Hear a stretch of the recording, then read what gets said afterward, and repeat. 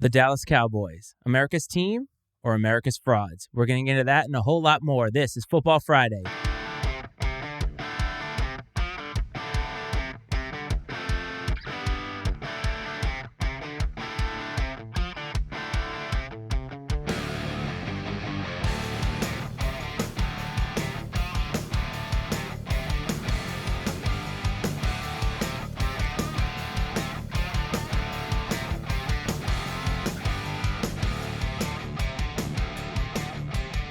What is up, everybody? Happy Friday. It is I&C Live Football Friday, as always. The Iceman, Matt Freites, that's the coach, Brad Powell. The NFL playoffs are in full swing, and the Cowboys are out, as they usually are this time of year. Brad, welcome back to the show, buddy. It's good to see that face. Iceman, glad to be back. We need to, mark this down somewhere. What's this, 2 or 3 Fridays I know. in a row? Or weeks in a row. Maybe last week, I guess it was Saturday instead of Friday. But we're on a roll here, and we'll take that. Experiencing some lovely winter weather here in Central Illinois. We got a lot of snow last weekend, and we did get a few inches of snow last night. Temperatures have been close to zero, but it's going to be in the 40s like late next week, so we got a bit of a heat wave coming through. Having a heat wave, a tropical heat wave. The temperature's rising. Oh, man. Yeah, you like that? You just got to pay double for that. So we actually did get some snow here. We got about 6 inches total, and that means 2 school closures because that's how we roll down here in the DMV. Hasn't been super, super cold. I guess it's been in like the 20s, but from what I understand, it's been a little bit colder. As you saw from the 69 phone calls that the Kansas City Chief fans gave in to people who went to the hospital. I think there was like 10 emergency room visits because people were just ridiculously stupid to go out in negative 40-degree wind chill to watch a team beat another team in a game that is about a football being thrown down the field. You know what I mean? I know exactly what you mean, and I text you, I don't know if it was during the game or leading up to the game, and we had a little bit of a conversation, and I know this is a little bit of old man, but man, I played football, I coached football, I'm a football fan, and I know that there's this big stigma, right? Football weather. And I think that the whole football weather thing is a little overrated. And the reason I say that is I want to see the best possible product on the field. You know, these are the best football players in the world, and I want to see them performing at their peak, especially at playoff time. You know, that's why they play the Super Bowl at a neutral site that's either in a warm weather city or in a dome. I know that like they've had it rain in Miami before during the Super Bowl, but you know, how many Super Bowls in the last, 20 years, 30 years have been played in like inclement weather? I don't know of any. And so I don't know, man. Like I just want to see the best. I want to see the players at their best. And if that makes me soft, I guess that makes me soft. But at the end of the day, man, it's just about great football. And I'm sorry, but you're not going to see that in 0 degree minus 40 wind chills or 8 inches of snow or a mud bowl. You're not going to get it, man.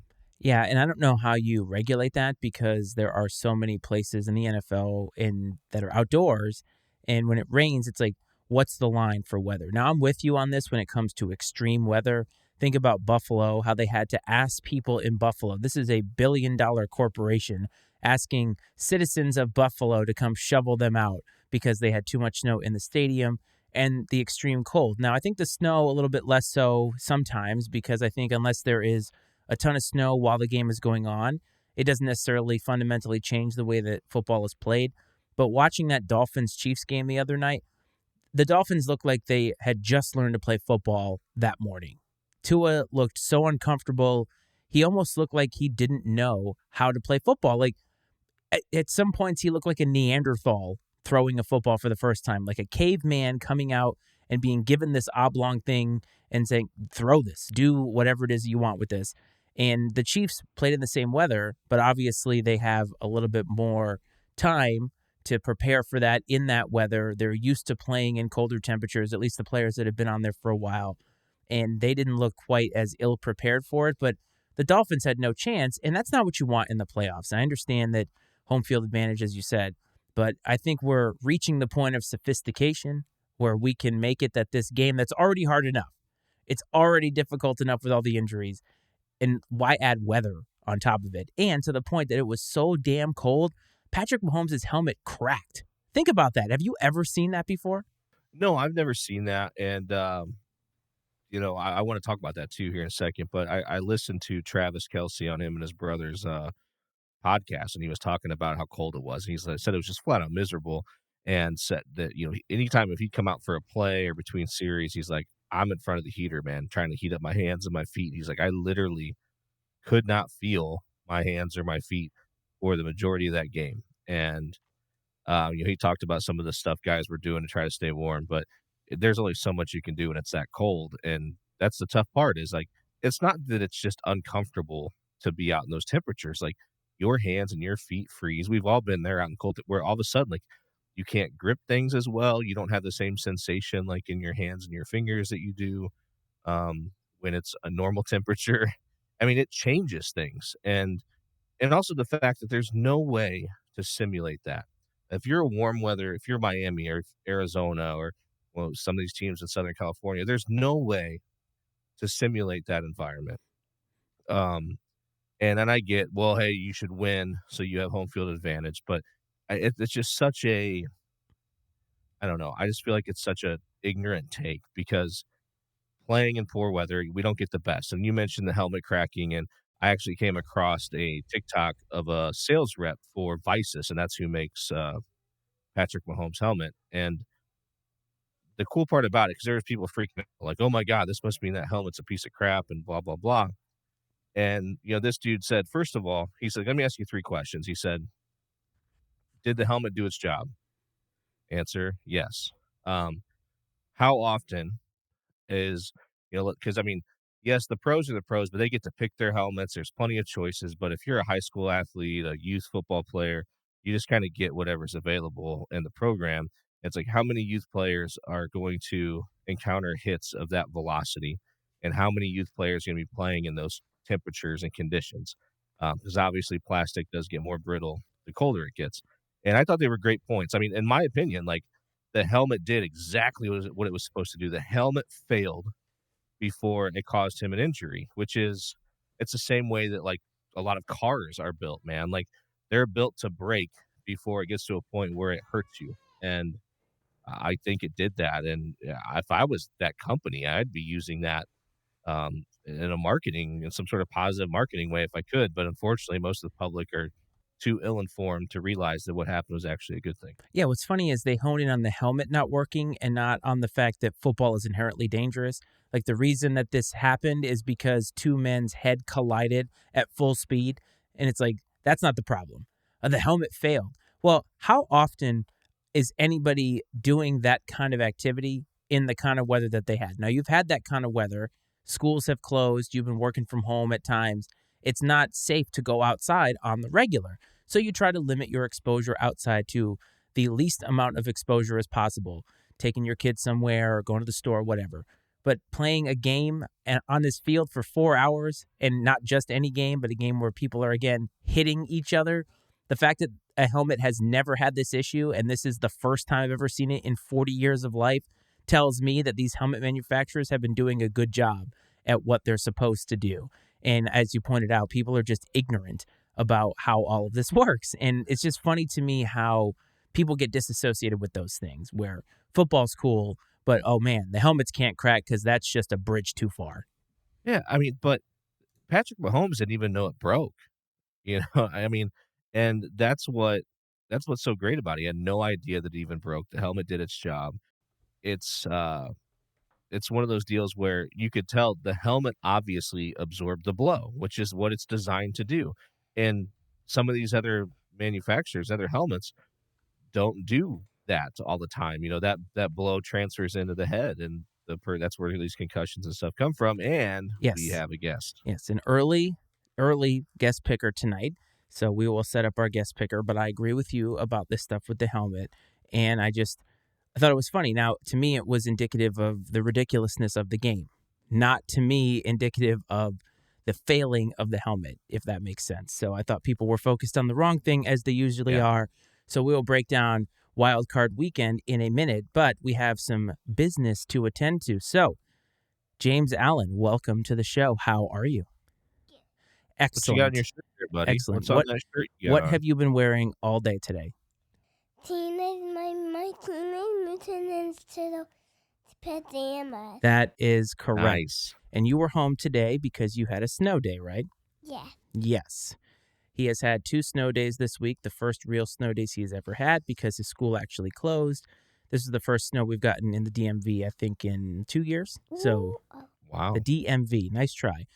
Anyway, so James is up here as he usually is every Friday to pick games. Now, it's been a couple of weeks because last week he was in bed because he had stayed up too late the night before because we went live on Saturday instead of Friday. So, James is 12-8 on this season, still a very, very respectable record, I think, for a 3-year-old.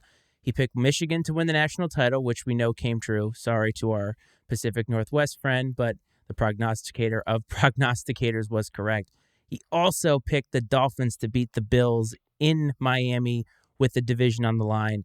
Not only did they lose that game, James, they lost the next week in sub-zero temperature. So, are you ready to redeem yourself this week? Yeah. Excellent. We're going to pick 2 games from this weekend slate. There are 4 NFL games. Are you ready? Yeah. Okay. Tampa Bay, Tampa Bay. Detroit. Detroit. Who is going to win? Detroit. And that is the Lions to beat the Bucks. Very good. The Lions are 6.5-point favorites at home. We'll break that down.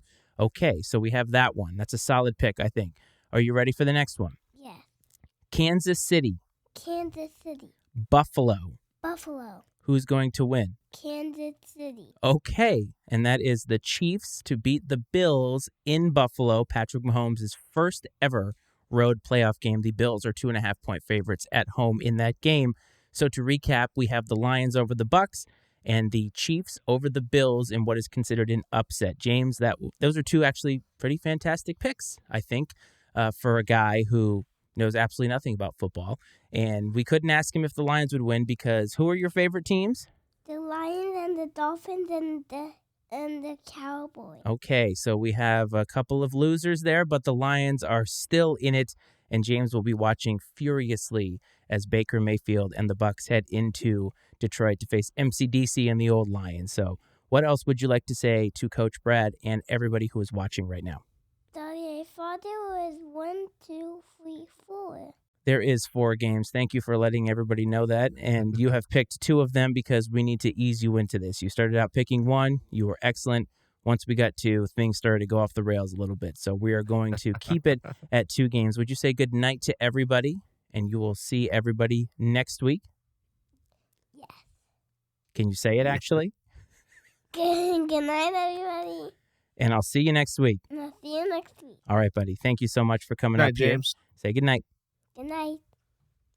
All right, dude. Thank you so much. 2 solid picks there. We could have our first 2-0 week. You never know. It's kind of a pick'em with the Bills and Chiefs. Good night, buddy. I'll see you in the morning, okay? Okay, buddy. All right. Yeah, these are gonna be 4 good football games, I think. I mean, we thought we only got really 1 good game last week, which was sort of disappointing, but yeah, it was.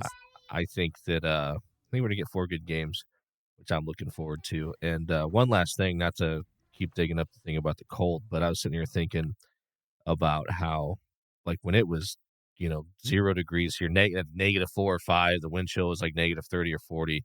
And like, I went out to start my truck, man, and it was like, vroom, vroom. I mean, and like, even when I drove for the first 15 minutes of driving it was just sluggish. So I'm like, this is a piece of machinery, man. It's doesn't even want to operate at its optimal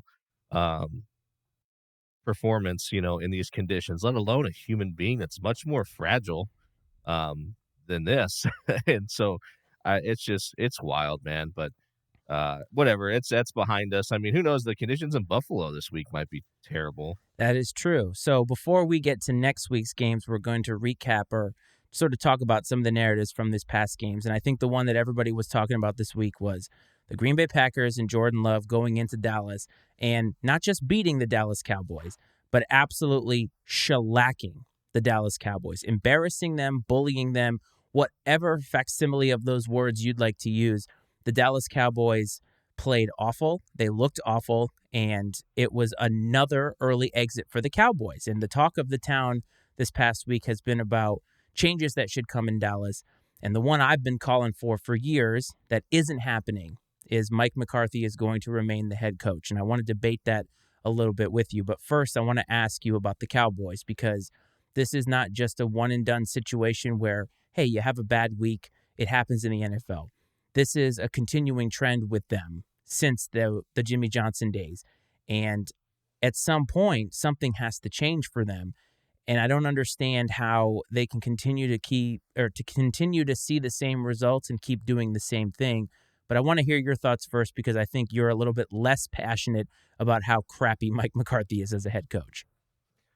Just a little bit, but I think we see a lot of teams that are what I would call like above average teams, right? Like a B minus team. And I would consider the Cowboys that. And they've been very consistently that for a few years now. And I don't know what you would see that would make you believe that that team as it exists is ready to go win a championship. It's not like they got caught by a couple bad breaks. It's not like it's a rookie quarterback that's still finding his way. I mean, this team's made up of a lot of veteran players, and they've got a veteran head coach that's won a Super Bowl. They've won a lot of football games. And again, too, I think that it depends on like the standard of the organization. You know, if this was Cleveland or Cincinnati or Yes. Chicago, even, I mean, if this was a lot of other places, this wouldn't even be a story. But it's the fact that it's the Cowboys, and that, you know, there's a standard there. There's an expectation, realistic or not. That's just the way it is. And if winning the division and winning, you know, 10 plus games every year is not acceptable, if that's not an acceptable floor, then I don't know how you can keep it together. You got to make a change. If you want the results to change, then you need to change some part of the equation, because it, you know what that is, whether that's the quarterback or the head coach or other personnel. I mean, those are the two that stick out that are the most public figures. But it's difficult, man. It really is. And that's the thing. You touched on what I've been debating with people all week is this is the Dallas Cowboys. This is a proud franchise that has done a lot of winning in their time, and winning under this owner and under the current structure of the NFL. It's all the way back 30 years now, but with all of the trades that they made, building through the draft, even in the salary cap era and everything, they were successful. There's a reason why they are the kind of brand that they are and why they're called America's team. And so for me, when I see that they have 12 win seasons, but they don't make it past the first round, that's not good enough if I'm a Cowboys fan. And it shouldn't be good enough if you are Jerry Jones. And what frustrates me for Cowboy fans is that Jerry Jones thinks he is playing this game in which he is all in, but he's being ultra conservative with the moves that he's making. And I'm not necessarily talking about on the field. I'm talking about with coaching. In my opinion, you need to have the right coaches with the right players in order to win. Very rarely do you have the wrong coaches and the right players and it all works out. Sometimes you might luck into that, but for the most part, they have to go hand in hand. Jimmy Johnson was the right guy for the players that they got, right? Bill Belichick, the right guy when Tom Brady came along. Use any Super Bowl guy, and you have to have the right players with the right coach. And so I don't understand how Jerry can look at Jason Garrett, the entire tenure of that, the last 3 years of everything we've seen from Mike McCarthy, and we're not talking like the players just let Mike McCarthy down. He has had time management errors, play calling weirdness. Like there's so many things you could point to. And so for Jerry to be like, well, let's run it back one more year to find out. Well, how many more years do you need to know that you have peaked with this team under Mike McCarthy and possibly under Dak Prescott?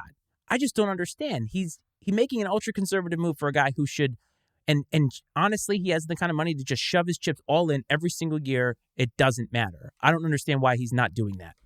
Yeah, and it does come down to the standard again, because when you look at a coach, you could say, all right, like if I fire this guy, who am I going to get that I really fully believe is going to be better? That's got that little something that this team is missing that's going to take them to the next level. And if you don't even know who that is, then it's like it is kind of pointless to fire the guy. I mean, the guy's had success, so there's no denying that. But if at the same time, though, like if this isn't good enough, if what's happening is not good enough and is not meeting the standard, then you have to make a change. So you need to decide what's your standard. Okay, is this guy is he doing a good enough job to meet that standard? Based off what we've seen over the past 3 years, I would say no. And I'm sure that what is he not doing that he's going to do moving forward that's going to make the difference? That's the big question that I have. And when I it, that's what's so difficult. And I look back in history, and I think a lot of it. I mentioned this to you. Um, I mentioned this to you through text. I think a lot of it comes down to Jerry Jones and him being him being able to be hands on and have influence. Because I mean, Jimmy Johnson came off a Super Bowl and he let the guy go. And yeah, Barry Switzer came in and won another one, but basically with the same players. It wasn't like Barry Switzer was the straw that stirred the drink type of thing. I mean, that system was already in place, similar to when John Gruden rolled into Tampa and won a Super Bowl with, Tony Dungy's team that he built. And so when you see what he did with Jason Garrett and what seems like he's doing now with Mike McCarthy, it's like he's clinging to these guys that are so average, Yes. and you cut ties with the best coach you've ever had, or all due respect to Tom Landry, you cut ties with one of the best coaches you've ever had in your organization just because he would not sign on for you having more direct influence to what happens on the field. That was purely it. It was a pure ego move. And now here we are. That's when you get however many years of Jason Garrett, and we're going to get however many more years of Mike McCarthy because it seems like they are yes men that are going to bend the knee to Jerry. And as long as that's the way things are going to exist, I wouldn't expect any change. It is the height of delusion, in my opinion, because as an owner, now, okay, so let's back up a second. I think I need to give some, the reason why I have this opinion is because I think that this has worked best when you look at the history of the NFL. In my opinion, the best owners are the ones that write the checks, and they let the football people do the jobs that they have been hired for. And for me, Jerry Jones, having been the GM for as long as he has been the GM, with no championships to speak of, lets me know that he's doing ownership the wrong way. Now, it's not my organization. It's not my money. So I'm not going to tell Jerry Jones how to spend his money or his time. But I think that the proof has been in the pudding. The results have shown that he's not the guy who can write the checks and be the football guy. And I know that this is a tired argument for Jerry, but something's got to give. And this is what frustrates me about the Cowboys, because their fans can be obnoxious as hell because they have all these credentials, America's team and so forth. And it's been a long time since they have won. And so I can understand why they cling to all that from the past. Talk to Patriots fans in 30 years will probably be the same way. But man, I just don't understand. I understand, okay, so maybe we can't change it next year, but the point of blowing it up and starting over is so that you can get back to it. Because if there's any franchise that can get back super quick, it's got to be the Cowboys, right? Because he has so much money and resources that he can pump into it. But the longer that he keeps doing this, Jason Garrett had his job for 10 years, man, and he was 500 a lot of those years, outside of a couple of years. It blows my mind. Marvin Lewis we make fun of, but the Bengals were nothing before he got there. So the standard that he had set was good enough for that organization. It is not good enough and should not be good enough for the Dallas Cowboys. But here we are after another embarrassing playoff loss. And I feel bad for Mike because he knows next year there's no hope. They're going to be a 10, 11, 12 win team and look exactly the same way in the playoffs. And he knows it. And apparently Jerry's the only one who doesn't know it. You know what may be lost in all this is that maybe Jerry Jones is just one loyal son of a gun. Maybe he is a super great guy to work for. And all this perception is just public perception that isn't accurate, possibly. But again, that it reverts back. It all goes back to the standard. What's the standard that you want to set? If Jerry Jones is okay with this, and I mean, I don't know that he has to, like, verbalize it necessarily, but, like, it's I think you need to, in some way, shape, or form, make it clear, and maybe he is doing that through his actions, that this is enough for him. And that's But fine. they show him, they show him, you know, basically, stressed out, all red faced in the luxury box and stuff throughout the game because it's like that's just the narrative, and the truth is probably somewhere in between. But yeah, I don't know what happens with the Cowboys, especially if next year rolls out exactly the same or worse. I mean, I think they would, if that happened next year and there's not a change, then Cowboys fans might need to move on to greener pastures. Yes, and what got lost in this entire game was how well the Packers played. Like, they just Yeah, blew the doors off the Cowboys. Jordan Love, I got to tell you this, he throws a really, really great football, and they're all playing together as a team. They're that kind of team that you always talk about. They get hot at the right time. They're dangerous. They have nothing to lose. And the Cowboys have not played well against those teams in the last few years. And the Packers moving on, they looked amazing. All the flaws that they had during the season, most of them defensively, did not come to fruition in this game. But I think usually the cream rises to the top in the NFL. So who knows how long they can keep it up. But for 1 week, Jordan Love gets his first playoff win. He cements himself as the guy in Green Bay, and he may have earned himself a paycheck, my man. Like that all got lost because we were all talking about Dallas, but Green Bay deserves all the props because they pretty much played perfectly the entire game.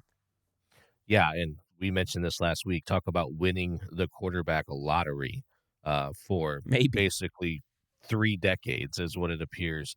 And if that's the way it pans out, my goodness. And you could not, two teams that are fairly geographically close, two fan bases that overlap in the Bears and the Packers that overlap geographically, and just they are the polar opposites when it Yes. comes to the quarterback position, and it's hilarious because I kinda have a front row seat to a lot of it, and, And not as a I fan mean, of the team either. So you get to no, not watch as this a fan of unfold. either team, so I mean, I just get to watch it as a spectator without a dog in the fight, and it's solid gold sometimes, but, um, I mean, I can't imagine how Packers fans, I mean, they were probably relieved. I think they were, excuse me, Bears fans. I think Bears fans were relieved a little bit when Rodgers moved on. It's like, "Okay, finally," and then here we are again. Yes, here we are again is correct. So moving to a team in that same division, MCDC gets the playoff win. First time, I think, since 1991 that the Detroit Lions won a playoff game. And fun fact, it was against the Dallas Cowboys in 1991. I think that was the Troy Aikman team a year before they went on their Super Bowl run. So the Lions get a gritty playoff performance. I think you could say that. It was a tough game. It was an emotional game for many reasons, but the Lions pulled it off, and they looked good running the football in this game. I thought Jared Goff looked good under center. He looked like he kind of commanded the offense. You can tell that this team respects Jared Goff, which I think most people didn't think would happen when he went to Detroit. A lot of people thought they sent him off and his career was going to be over. The only thing about this game that I took away in a negative way for the Lions was Matt Stafford obviously coming back to town, and the Rams had a great season in their own right. They could have won this football game, but it happens sometimes where you just fall short. I didn't like the Lions fans booing Matt Stafford when he came onto the field because I'm not a Detroit Lions fan at all in my past, but this guy balled out for that team. And at the end of what could be his career, he's looking at the landscape, and the Lions are looking at the landscape, and I thought the organization decided they wanted to do him a solid by trading him to a contender. And Matt Stafford seemed to handle it the right way. Won a Super Bowl right after that, and I have not heard him say anything negative about Lions fans outside of that AT&T commercial. But I just thought it was, I don't want to say Bush League, but it definitely didn't make me feel good because I thought that's a guy who balled out for an organization that, for the most part, didn't ball out for its fans at all. Yeah, it's a tough situation. On one hand, I agree with everything that you said, but at the same time, I could see like, "Hey, man, like, we love you, we're gonna root for you, but this is, once you come in here, like, this is a different story, man. Like, you're on the other team, like, and, and after the game, we can shake hands and be buddies, but for the next few hours, like, you're the enemy." And so, I mean, I could get that side of it, but Yeah, the dude, they kept showing his wife and kids, as kids were born there. And, I think they had jackets on that said like Detroit born, LA raised, and stuff like that. And if anything, I think that would have probably been hurtful for his wife and daughters, because I think this was probably an emotional experience for them coming back, just a lot of conflicting emotions. The wife made it sound like the daughters even had like some conflict about who they were supposed to be rooting for in the game, and they're like, well, obviously we're going to root for dad, but um, and then to hear him be booed, I mean, it's definitely, maybe you'd like to see a little more grace in that moment from the fans, but um, I don't know if I'm gonna take too many shots at the Lions fans because, you hear that, like, act like you've been there before, but they haven't, man. Like, they haven't been in when's the last time they played a game that was that meaningful? And then you add, just sort of that emotion on top of it, and, while I didn't like it so much, I'm willing to give them a little bit of a pass on the situation, and, we've seen worse for sure. Um, I don't know. I've seen a few things in the news. I haven't seen anything that was too crazy other than just the booze. I don't know if there was anyone making any sort of crazy comments towards his family or anything derogatory. No, I'm not outraged by it. It's more of a I would like to at least have the fans give him a little bit of respect and then go into that mode. Now, one thing football doesn't allow for this, but baseball allows for usually the first time a guy comes up when he comes back to town, gets a standing ovation, game stops for a minute, and then the second that that's over, they boo him. So football doesn't necessarily allow for that. But I'm with you on, hey, he's part of the opposing team. You're not going to root for him. But I was only thinking the first time he's back on this field, it's the first time he's come back since he left. Give him a little something because this was Do one you of your guys for a while. do you think it would have been different had it been with if two things were different? One, if it were a regular season game. Two, if it wasn't that these were the two quarterbacks that were traded for each other, if that wasn't a piece of it either, It because I could have mean, the been. Lions are the point where it's like it did feel like Jared Goff was basically, like you said, sent off to die, basically, or for his career to die. And that obviously hasn't happened. And the Lions fans have really embraced him. It's got that whole underdog thing. And so I think that that's a piece of it too, possibly just there were a lot of different factors that were wrapped up in the moment. I think had it been a if this game happened week 7, I think that you would have seen maybe a warmer reception. And not that that's an excuse. I just think that this particular game had, like I said, a lot of factors playing into it. And speaking of Jared Goff, that just shows that sometimes it's just a matter of a fit, man. Like the right city, the right the right coaches, the right team. I mean, because yeah, he went to Super Bowl in LA, but a lot of people think that the Rams made it to the Super Bowl despite Jared Goff, and obviously the proof was in the pudding next year when they brought in Matthew Stafford and won it. Not to say that's an indictment on Jared Goff directly, but you could draw that conclusion. And then the guy goes to, and he never felt like LA really, anyways, right? And he goes to Detroit, man, and like he feels like a guy that should be the quarterback of the Detroit Lions. And I think that, he's embraced the fan base and they've embraced him. And, when you got a guy that's leading that team like Dan Campbell, it's just, they got something special going on right now in Detroit. I don't know how far they're going to be able to ride it. Because in the end, it does come down to talent and execution and all those things that win football games. But I like seeing it because they're doing it a little bit differently than we've really seen anybody do it. You hear about all these offensive masterminds. It's all about the new, young, hot, flashy coach, and Dan Campbell is not that. And here they are. Right coach, right players at the right time. That's almost always the formula. Like I'm telling you, there are rarely times in the NFL where a team just lucks into winning. Even those Eli Manning teams that beat Brady and the Patriots, all those things had to happen for them to get there. Tom Coughlin was the right guy. Eli Manning was the right guy. Like there's so many things. And I think Jared Goff wasn't the right guy for what Sean McVay wanted to do, but he's the perfect guy for what Dan Campbell wants to do. And I think Dan Campbell, too, is the kind of coach. And I don't know if you remember this, but in Dan Campbell's first year, when they got their first win, I think it was right after a mass shooting in Detroit or Michigan State or something like that. They get this win, and the hug between Dan Campbell and Jared Goff was so genuine and so pure. And I got the sense that that might be the start of something. These two guys are bought into this in a way that is personal. Like, they're here for each other, and you get that sense. Dan Campbell cares deeply about that football team, about every guy that's on there. And I think that's why they're such an endearing story. And you're right.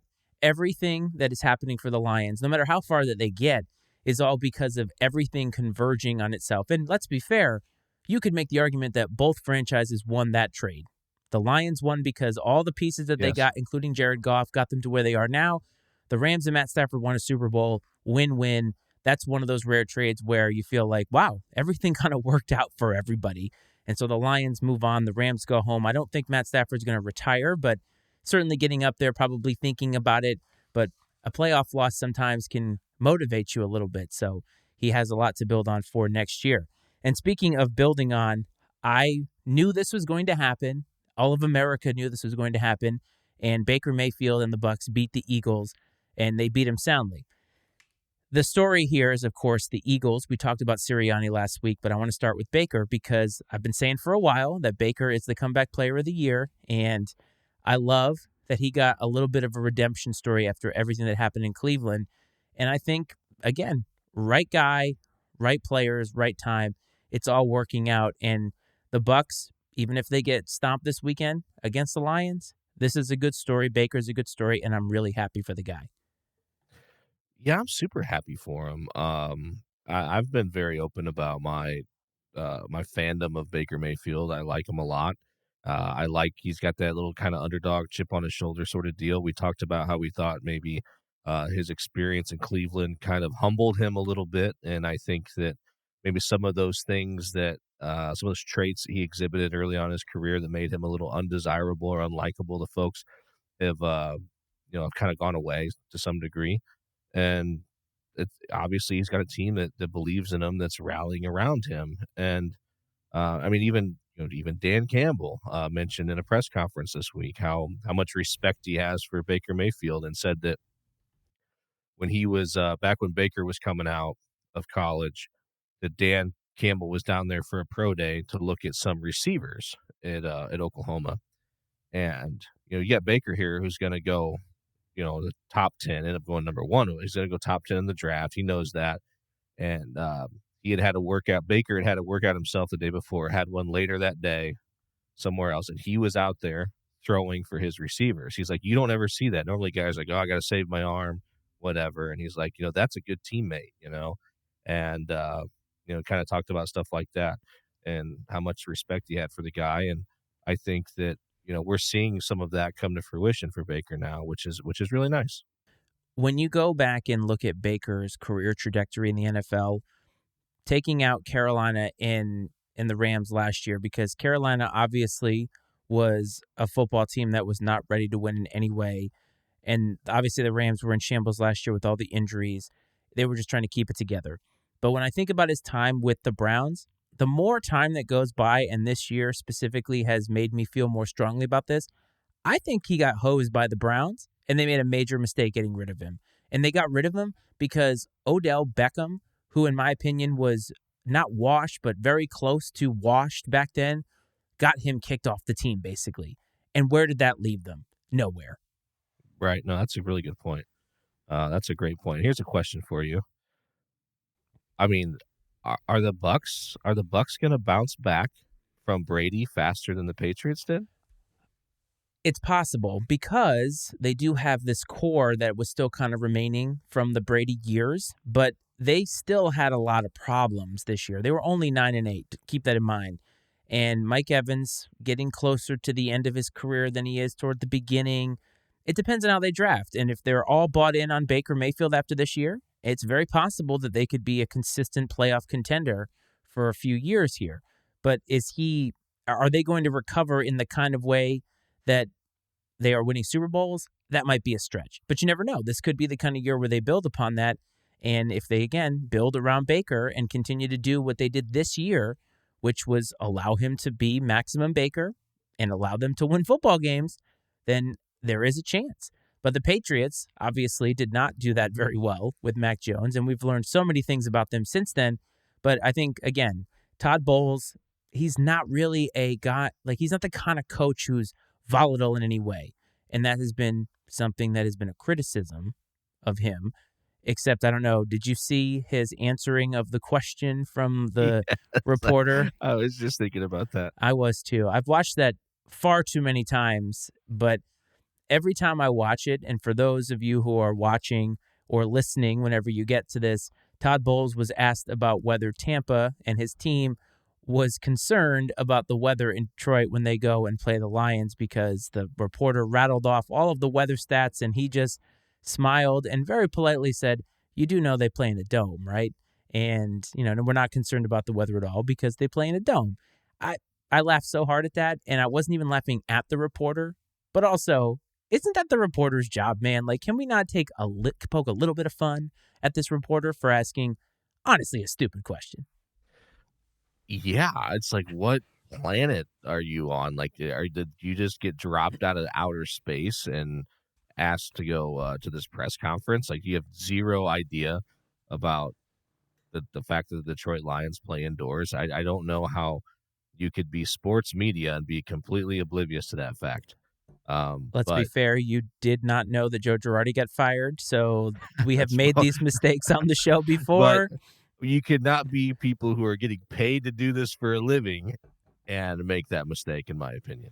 Okay, that's a fair point. And I do want to say that maybe this reporter newer got dropped in there when they're not really used to doing Yeah, football maybe somebody was coverage or sick or whatever. something. They're like, Yeah, hey, we need you to go. never know, but oh my goodness, out of context, not knowing any of that information, just a terrible question.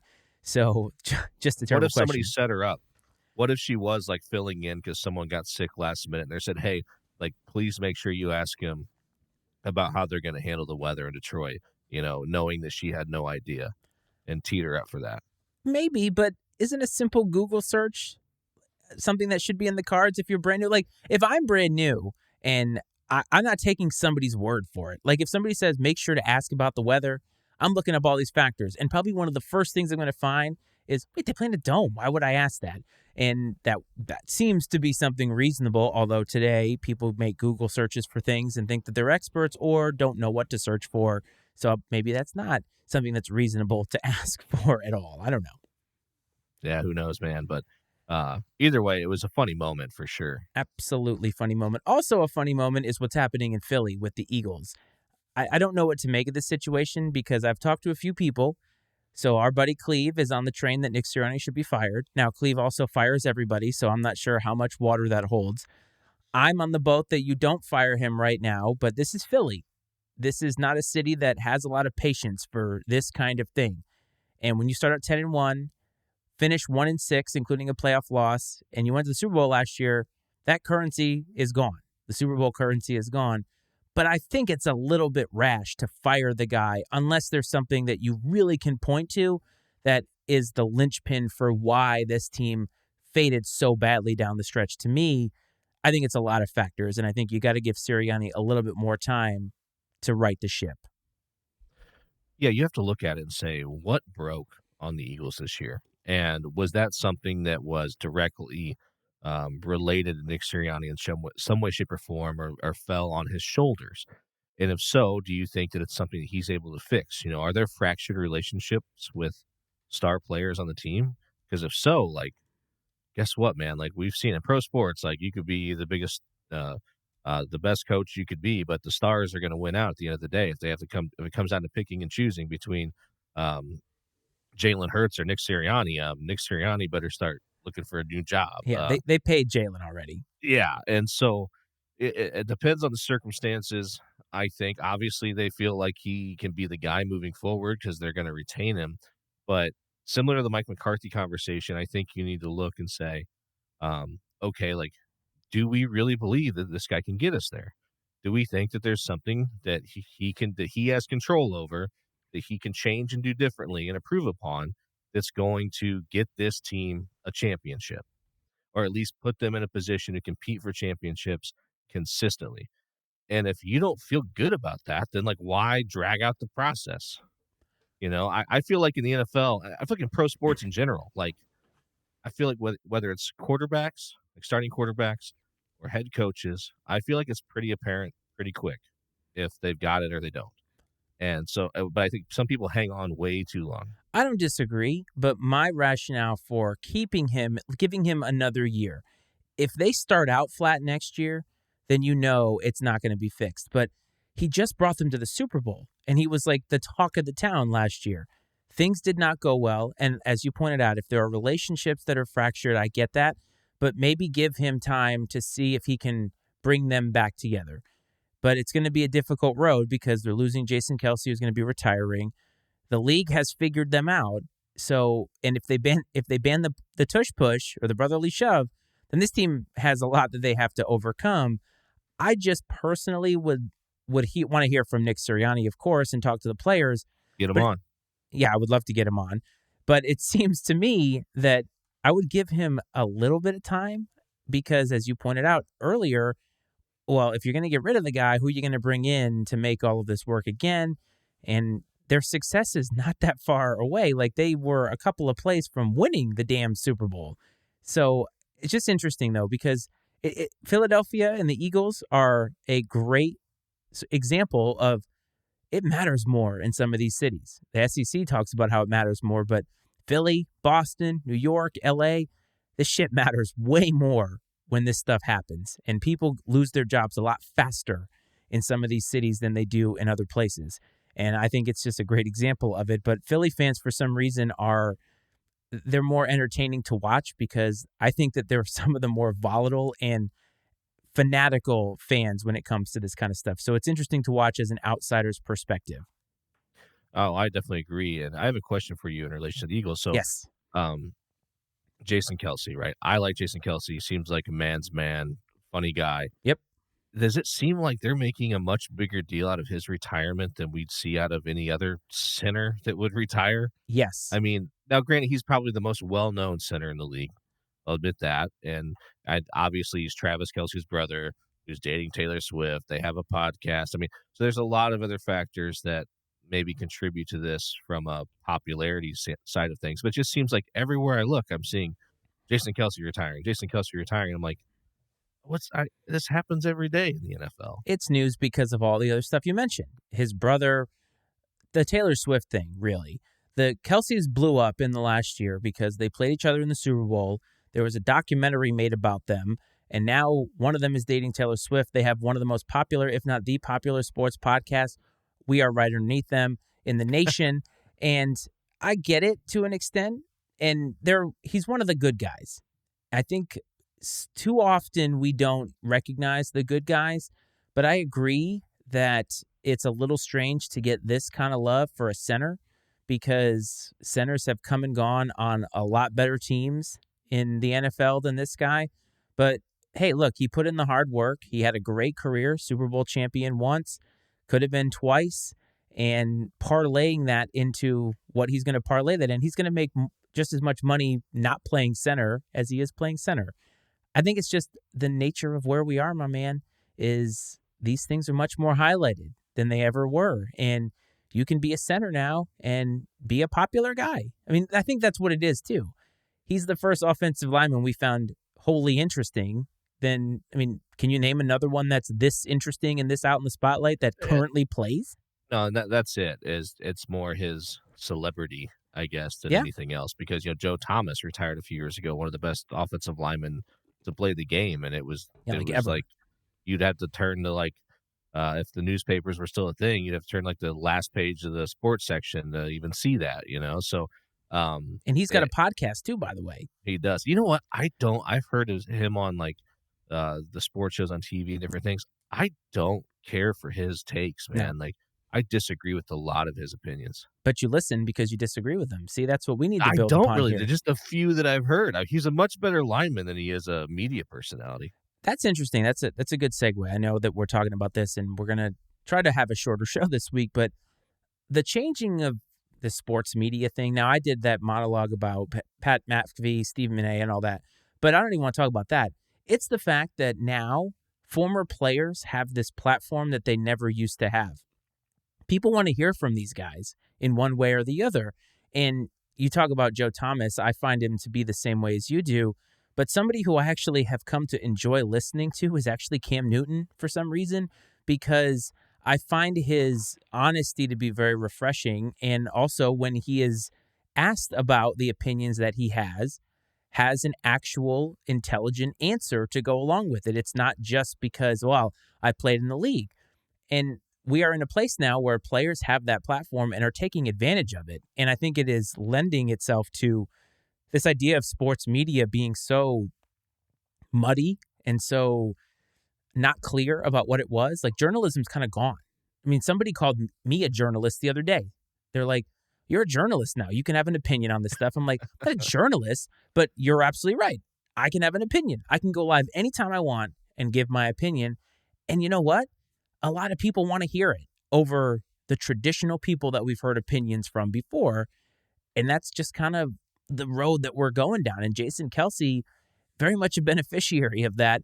Joe Thomas is just another product of, I mean, can you imagine what we're going to hear when we have like the Tua podcast or the Dak Prescott podcast or something like that? People have been calling for Nick Saban and Bill Belichick to start a podcast together and just be two old head coaches talking and telling stories. That would be amazing. It'd be like listening to James Earl Jones, man. It just put you to sleep. Just be the most monotone voiced podcast in the history of podcasting. But see, it'd be really interesting. Yes. I have no doubt that the content would be tremendous, but you'd have to get past the, like I said, the monotone voice. But I think one reason this stuff is so popular is because, I kind of look, these are all basically, they're independent entities. They are not working for major media companies. And so they don't have to toe the company line. They don't have any agenda that they have to protect or fall within or spin a certain narrative. They can just tell it like it is and tell the truth, man. Like, I watched a little video on TikTok not too long before this, we started the show, RG3, and it was a little clip from his podcast talking about Jay Gruden, man, and like how he kind of did him dirty and stuff. And it's like, whether that story is fully true or not, that's something you would have never heard. You would have never heard that before, like the days of where this became a thing, where podcasting, where everybody had this platform if they wanted it.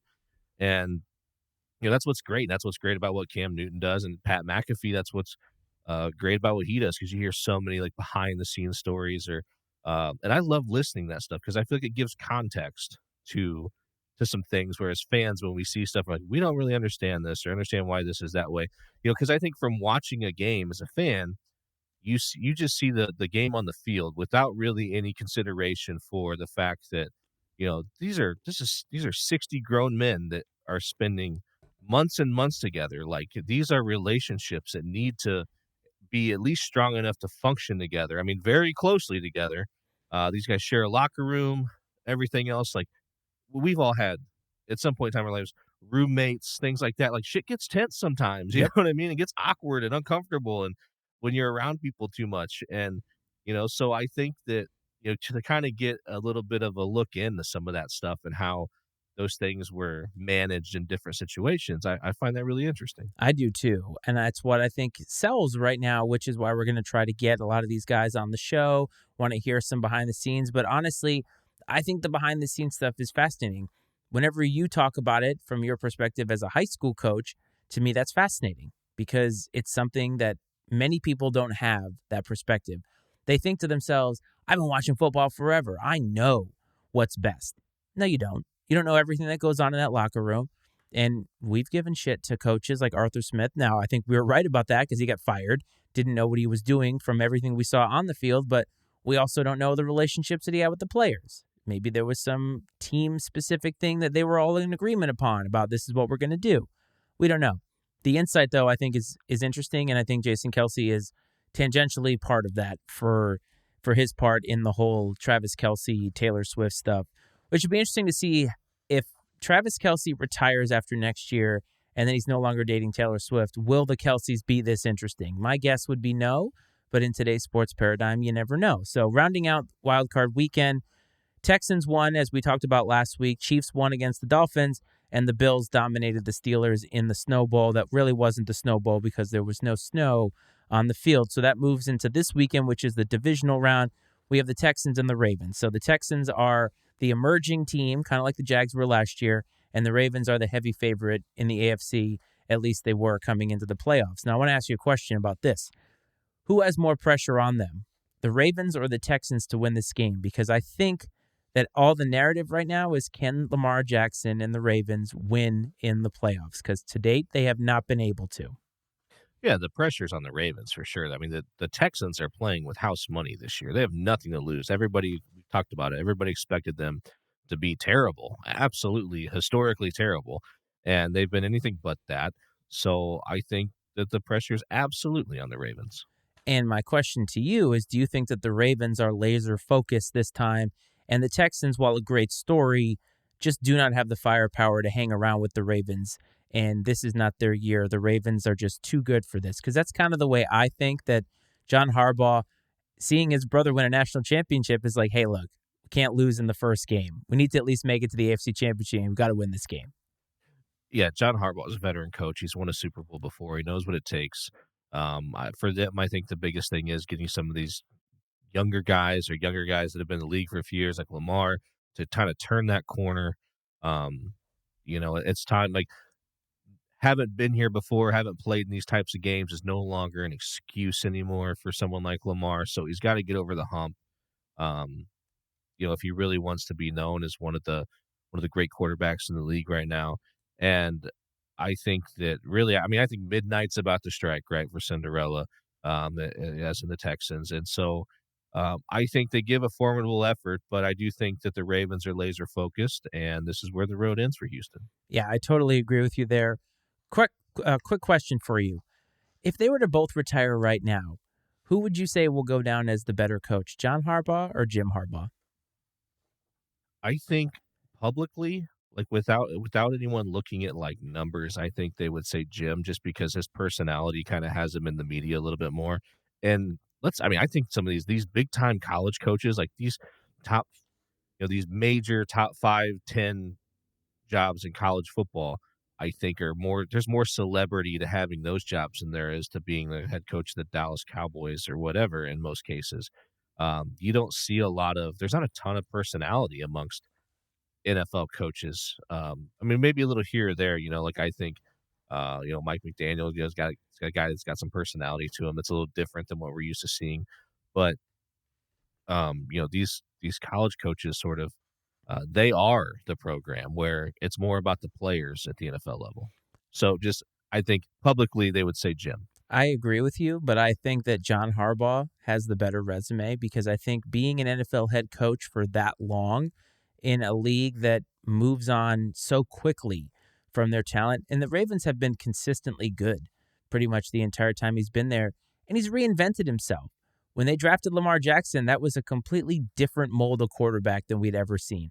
And you could make the argument that they have adapted to that. And so I kind of wonder at the dinner table at Thanksgiving, at the holidays, is there a little bit of weirdness, do you think? Because Jim Harbaugh wants to win that Super Bowl and the national title is not enough. So in his own household, he's got to be, I don't want to say jealous, but man, he's got to feel something, right? The fact that Jim made it to one Super Bowl and got beat by John. Yes. I mean, so that right there, I guess, if you just want to look at that one game where they went head to head, John got the best of them. Oh, man. I don't even want to know. Not having a sibling rivalry in that way, I don't know what that feels like, but I can only imagine.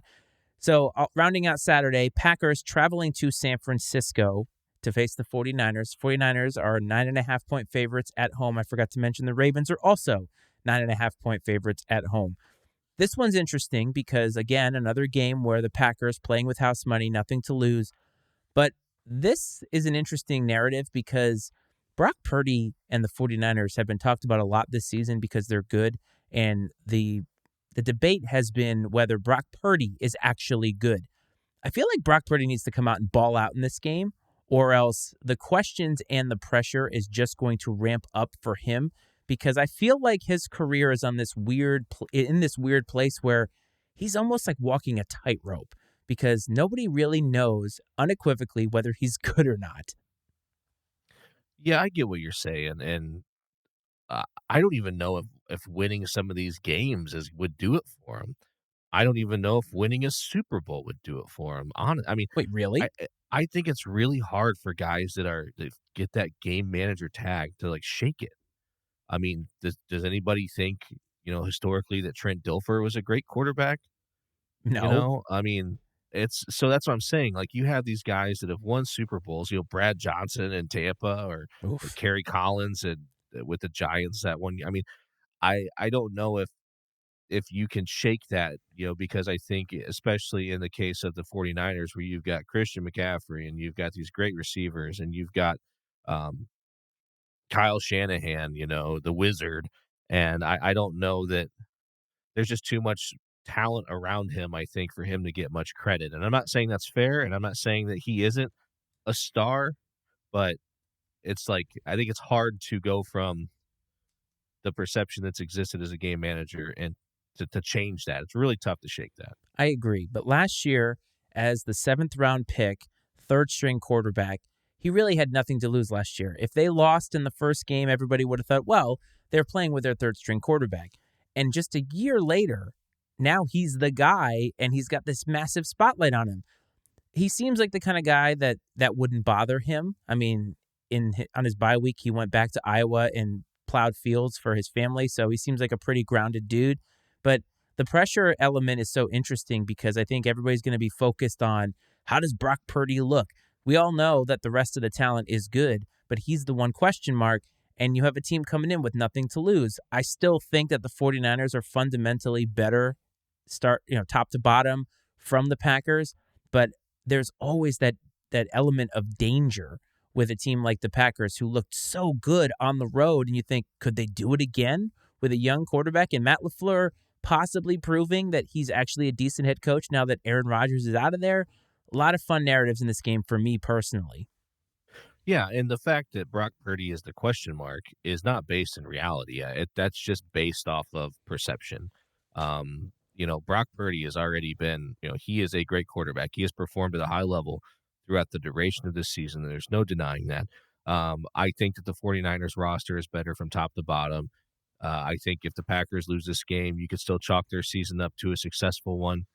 And I mean, of course, though, you get this close, you're like, man, we were just a couple wins away.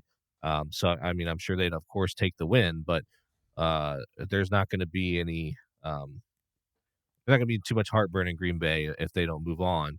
And I do, but hey, maybe they can keep this thing rolling, man. Maybe there's a little bit of magic going on there, just like we were talking about uh, with with the Texans or with the Bucks.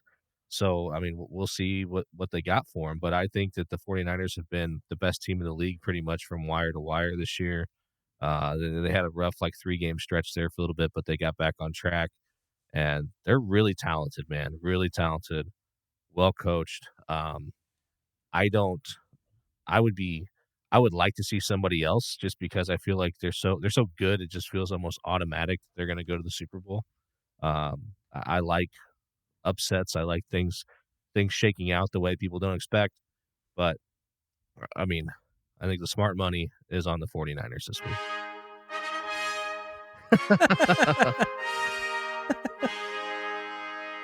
The kiss of death, if you're a 49ers You heard it fan. here first. Put your money on the Packers as soon as humanly possible. On Sunday, Bucks traveling to Detroit and MCDC in the elements outdoors, and it's going to be a tough game for the old Lions. But the Lions, I think, 6.5-point favorites at home. I believe it's the biggest home.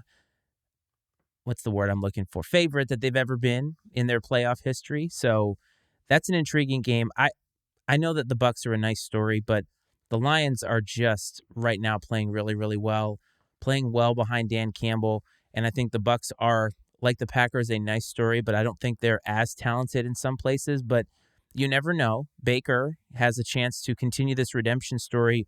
I just really like the Lions because I think a lot of things have fallen their way with having a home game this week. They don't have to play in Dallas again. And I just think that the Bucks story is going to end here. Well, it's well documented how much I like the Lions and Dan Campbell and what they've got going on. But Lifelong Lions fan. I won't be upset no matter how this game shakes out because we've got the Baker thing we talked about earlier. Either way, I think it's a feel good story, no matter who wins this game. So I'm not going to be too broke up about how it turns out. One thing though that I don't think you can overlook is the fact that the Lions played in a pretty emotional game last week. Obviously, first home playoff game in however long, all the emotion wrapped up in the Stafford return and the Jared Goff versus the Rams and everything else. And sometimes that takes a lot out of a group. And so it'll be interesting to see how they rebound, because I'm sure there's going to be a lot of excited people for this game this weekend in Detroit, but it's not going to have quite the same vibe that last week's game had. And if that energy's a little less, are the Lions able to bring their own energy to compensate for it a little bit and stay focused and avoid that sort of emotional hangover that happens in these situations? Could make the argument that getting over the hump and winning their first playoff game could actually catapult them a little bit, even though it was emotional. But I agree that that could be a factor. But if Dan Campbell is who we all know that he is, he's going to have the troops rallied. And Todd Bowles, same thing, because he's definitely an unflappable kind of guy. Dan Campbell is like the exact opposite emotionally from him. So you're going to have two different coaches, two different teams here. I just really like the Lions. I think they're a good story. But as you said, if Baker wins, I'll be happy for Baker also. And rounding out our coverage on Sunday is what I guess they're considering the game of the weekend. Chiefs at Bills. Josh Allen, Patrick Mahomes again, this time in Buffalo, where Mahomes is playing his first ever true road playoff game that is not a neutral site. Bills are 2.5-point favorites at home. Weather in Buffalo can always be iffy, but obviously the Chiefs just came out of sub-zero temperature, so both these teams are going to be ready to play. This is a game that Bills fans are going to be ready for. Bills Mafia is going to be jumping through more tables than they ever have been, because the Bills and Josh Allen need to beat Patrick Mahomes in the playoffs when it matters the most. And Mahomes has this knack for being able to do everything that he has to do to win in those moments. But so this game has a lot of intrigue for me, and it's very possible that the winner of this game could go on to win the Super Bowl. So first of all, I'm tired of the Chiefs, man. Like, I'm just ready for them to go bye-bye. I don't disagree. Don't disagree. I'm just saying that Mahomes, they seem to be able to do the thing that needs to be done no matter what. No matter whether Andy Reid has icicles hanging off of his mustache or whatever, like they seem to be able to do it. That's all I'm saying. I think one thing the Bills have going in their favor is the last couple seasons, I feel like there were some higher expectations that kind of hovered over them throughout the year. This year, at least nationally, I feel like they've kind of floated under the radar a little bit, which could be a benefit. Maybe there's just a little less national pressure. You're not in the media as much. Obviously, this game being in Buffalo is going to be helpful. I don't know, man. I don't have any logical or like tangible reason. I just got a hunch about the Bills. I got a hunch about the Bills going in. I think it's just for those things I said, that they've kind of flown under the radar a little bit compared to the past couple of years. Maybe they're a little more focused. Josh Allen's been here a couple times, and it's like, maybe it's like time to get serious sort of thing. Or, he's not going to make the same mistakes he did when he was younger. I don't know. Just got a feeling about the Bills. And obviously, for that feeling to come to fruition, they're going to have to get things done Sunday night. Yes, they are. Now, Josh Allen threw 18 interceptions this year in the regular season, which is interesting, but none of that matters. If Josh Allen plays the way that he has played at the end of the season, not turning the ball over, Bills are very, very dangerous. I just think with the crowd, they're motivated. They, in my opinion, have all the momentum, but the Chiefs are the Chiefs, are the defending champs. And as Ric Flair and John Cena used to say, if you want to beat the man, or you want to be the man, you got to beat the man. And that's what the Bills have to do this weekend. Now, we did have a prediction in the chat here, as our Pacific Northwest friend, who obviously isn't biased in any way, has the 49ers losing to the Packers this week, and he's got the Bucks beating the Lions. So he's got the exact opposite of some of the things that we have talked about, but definitely Those the Milwaukee Bucks. Yeah, right. Exactly. The Milwaukee Bucks over the Detroit Pistons in one of the games this weekend. So a couple of things to talk about before we wrap this up.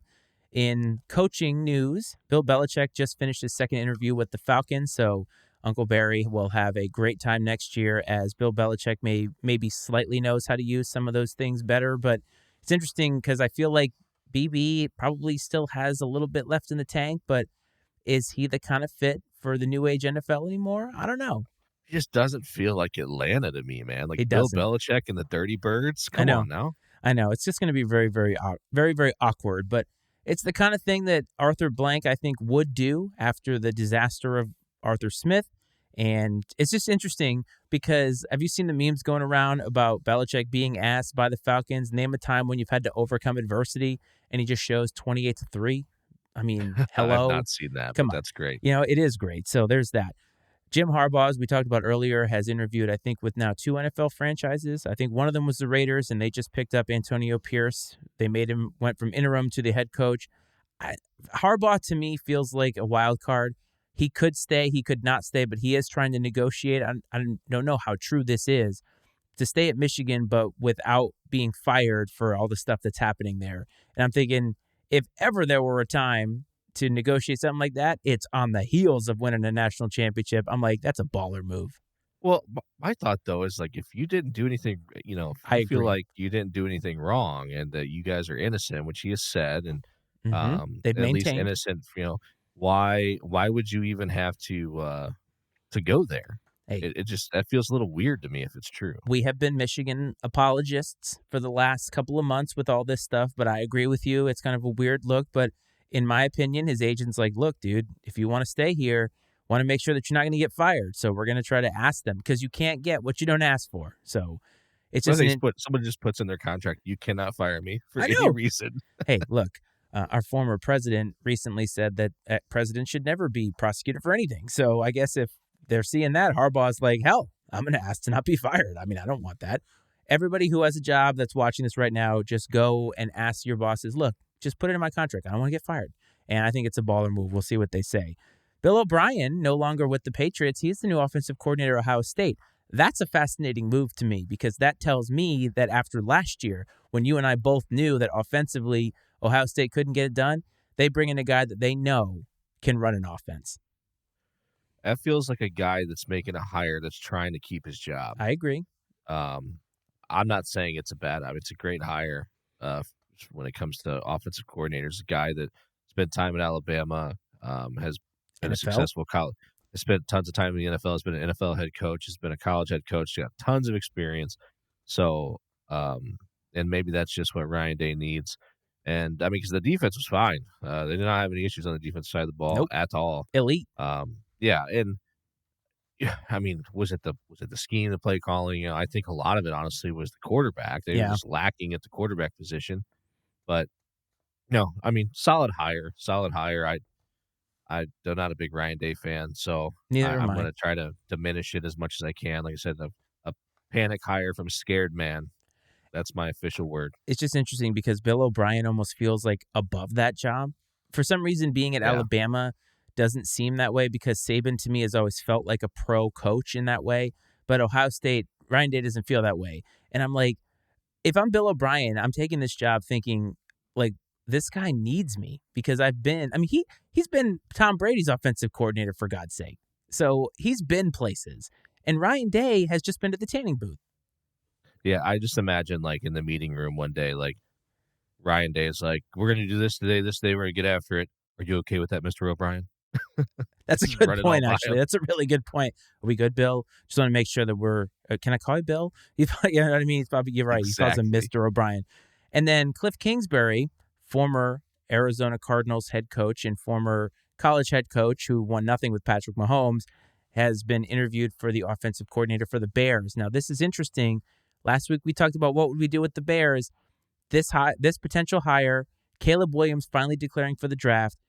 Man, signs are pointing that he's going to Chicago, don't you think? I mean, if they're trying to do this, but I don't. I tell you what, man. Like, I think Cliff Kingsbury is an imposter.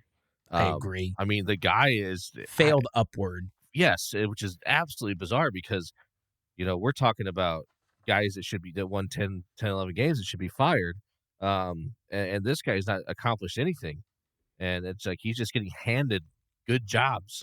Not saying that the offensive coordinator position in Chicago is very desirable lately, but interesting. I get the angle from the Bears. Sure. It's a kind of a flashy hire just because there is this perception of Cliff Kingsbury that's positive uh, on the offensive side of the football. I think it would likely appease Bears fans, but I'm not sold on Caleb Williams. I've expressed that, and Yes, I'm not either. It's an attitude thing. I mean, and I have a obviously, hard time looking past that. Yeah, and there's some people that just look at the tools, look at the skill set, and that's all they need to see. But I have a hard time looking past the other stuff. I know that it has to be a combination of both because you can't always get the high character guys with the high talent. Sometimes you have to make concessions when you're drafting and putting together a team. But like a good example of that would be Randy Moss.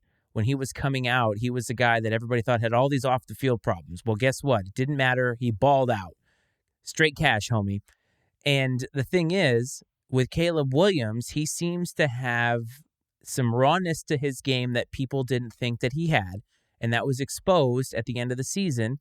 And I think his character, we don't know Caleb Williams, but if you're pinning your future success of your franchise on a guy that this guy has been seemingly very vocal about, I don't want to be here or I don't want to go here, is that the guy that you really want to take?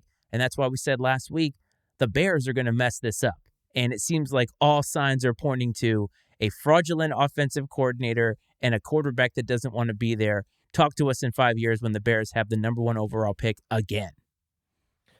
Oh, for sure. And I mean, Philly fans boo Santa Claus, Bears fans boo starting quarterbacks. I mean, it's just That's a T-shirt right there. I like that a lot. And rightfully so in a lot of cases.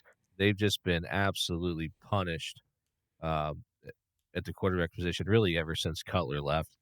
And I mean, the Trubisky experiment even wasn't great, especially considering where they drafted him and all the guys that they passed up to take him. But that's well documented. We don't have to rehash that here. We do not, but it's just funny. So those are some of the things that are happening in the world of football right now. Obviously, the transfer portal, Alabama seems like they're getting poached left and right with this 30-day window that's opened up, which is interesting. Isn't that crazy? It is crazy. Now, I did see a take that said that all this is broken because Alabama gets to get poached while all the other teams, or Alabama doesn't get to poach back, and they're kind of a sitting duck right now. And these are the things, when people complain about the transfer portal and things, it's still in its infancy. And I think that changes are going to be made and updates are going to be made when these things happen, because it sucks for Alabama that this is happening, but it would happen no matter where you went. But the caliber of player that they're losing is astronomical. And so Kalen DeBoer is going to take over this job, and all these players are going to leave. And no offense to the guys that were on Washington, but the recruits that he had that were going to come to Washington were not going to Alabama until he got there. And so the caliber of player is lower. So it's the first season in Tuscaloosa is going to be rough from the perspective of the way that it has been. Even if they win 8 games, that's rough. Isn't it funny how it takes a team a program like Alabama for this to happen? Because this has obviously happened to every team that a coach has left since the portal's open, or been a thing. It takes it happening to an Alabama for change. There hasn't been change. There's been talk of change, but yes. I guarantee you there will be change because this happened to Alabama, and there should be change. It is really screwed up that you are basically ripe for the picking, but you can't go pick from anywhere else other than maybe the spring when the spring window opens up, possibly, or kids from Washington since they're opened up, or maybe anywhere else where there's been a coaching change that the portal is still open. But it's definitely a little backwards, in my opinion. I agree, but a lot of times when the big dogs get hurt by this is when you see change. So yep. That's kind of the way that it works out. I just thought it was interesting, and I agree. I don't know if it's a shorter window, so players have to make a faster decision, because 30 days is a long time. Like, you could think for 29 days, I'm good where I'm at, and then something dumb happens, like at the dining hall or whatever, and it's like, I'm out. I'm just going to go transfer. Okay. I got one more day to go. I don't know how long the paperwork takes, but you get my point. 30 days seems like a long time when it doesn't take that long a lot of times to do anything to make a decision. So we'll see how all of that unfolds. But a lot of things are happening in football right now. We've got a couple more weeks to go. The Super Bowl, I think, is like February 12th or somewhere in that range. So we will be sunsetting football in a couple of weeks and continuing on with I&C Live. There's a lot of things happening. College basketball is ramping up. I have, for some ungodly reason, Big Ten basketball where, shocker, a team is about to score 70 points with 10 minutes left in the second half. And I can't believe that out of a Big Ten basketball team. We have baseball on the horizon. Opening day is not that far away. Pitchers and catchers are a month from now. The Olympics are this summer, so we got some stuff to talk about once football is over. But we are going to be hitting you hard with the football coverage from now until the end of the Super Bowl. Coach, do you have any parting wisdom for all of our lovely, lovely people in the chat? Man, I'm just pumped. Going to the Bradley game tomorrow. Oh, yeah. 1 o'clock Central Time. They host Belmont. The Braves are on a little bit of a winning streak, 7 in a row. Biggest which comeback is nice. in history? Biggest comeback in history. They were down 23 in the second half of Southern Illinois the other night and came back and won 70-69. Really what caused that, man? I mean, Southern's a defensive first team, and they went into prevent offense in the second half and just tried to kill the shot clock every possession, and it absolutely killed them, man.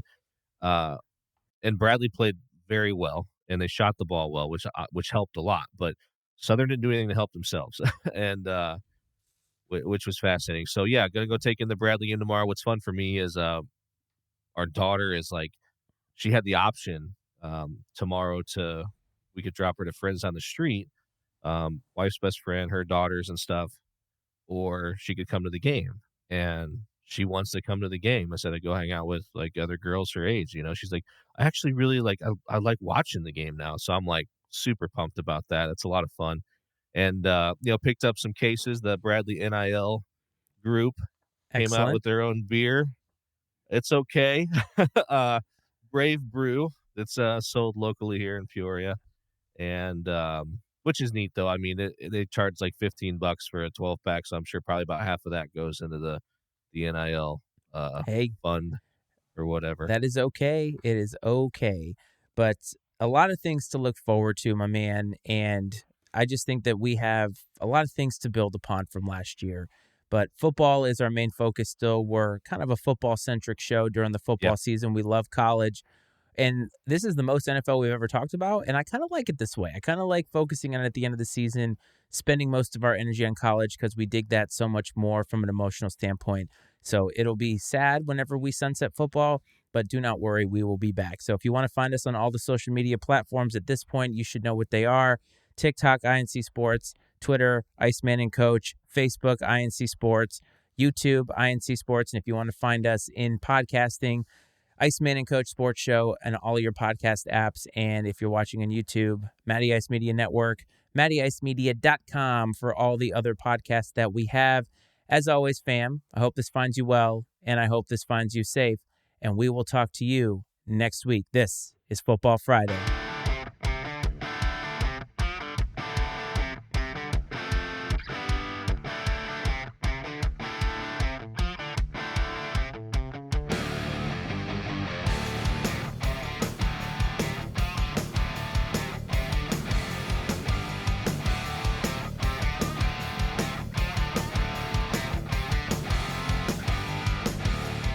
The opinions and viewpoints expressed on I&C Sports are those of Matt Freites, Brad Powell, and their guests, and not necessarily those of the Matty Ice Media Network. I&C Sports is exclusively owned by Matt Freites and Brad Powell and is brought to you by the Matty Ice Media Network.